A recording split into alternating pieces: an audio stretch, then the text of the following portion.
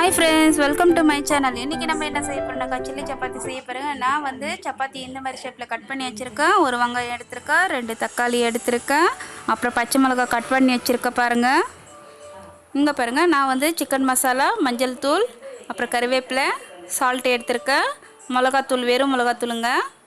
இங்கே பாருங்கள், கடாய் சூடாகிடுச்சு. இதில் நான் எண்ணெயை சேர்த்துக்கிறேன். எண்ணெய் சூடான உடனே நம்ம கடுகு போட்டுக்கலாம். கடுகு பொரிஞ்ச உடனே நம்ம வெங்காயம் எல்லாம் சேர்த்துக்கலாங்க. இது நல்லா ஃப்ரை பண்ணிடலாங்க. இது ஃப்ரை ஆகிறப்பே நம்ம கொஞ்சமாக இஞ்சி பூண்டு சேர்த்துக்கிறேங்க. இப்போ நான் பச்சை மிளகாவும் தக்காளியும் சேர்த்துக்கிறேங்க. இது நல்லா வதக்கிடலாங்க. பாருங்கள், நல்லா மிக்ஸ் பண்ணி இது வதக்கிட்டு கொஞ்ச நேரம் நான் மூடி வைக்கிறேங்க வதங்கிறதுக்காக.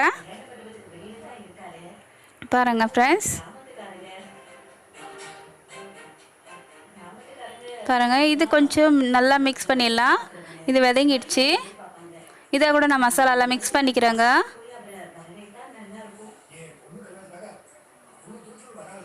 கொஞ்சம் வந்து சிம்மிலே வச்சு செய்யுங்க, இல்லைனாக்கா நடி வரும்.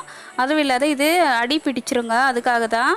இப்போ நம்ம சப்பாத்தியெல்லாம் மிக்ஸ் பண்ணிக்கலாங்க, கட் பண்ணி வச்சதை.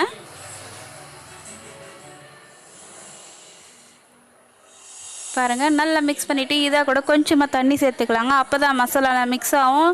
நமக்கு ட்ரையாக இருந்தால் சாப்பிட்றதுக்கு நல்லா இருக்காது. அதுக்காக தான் நான் கொஞ்சமாக சேர்த்துக்கிறேங்க தண்ணி. இதாக கூட ஆட் பண்ணியிருக்கேன். எவ்வளோ சூப்பராக இது ரெடி ஆகிடுச்சு பாருங்கள் ஃப்ரெண்ட்ஸ். இது சாப்பிட்றதுக்கு எப்போனா நமக்கு சைட் டிஷ் இல்லைனாக்கா அந்த மாதிரி டைம்லேயே செய்யலாம். அப்படி இல்லைனாக்கா எக்ஸ்ட்ரா சப்பாத்தி மீந்து இருந்தாலும் இந்த மாதிரி செய்யலாங்க.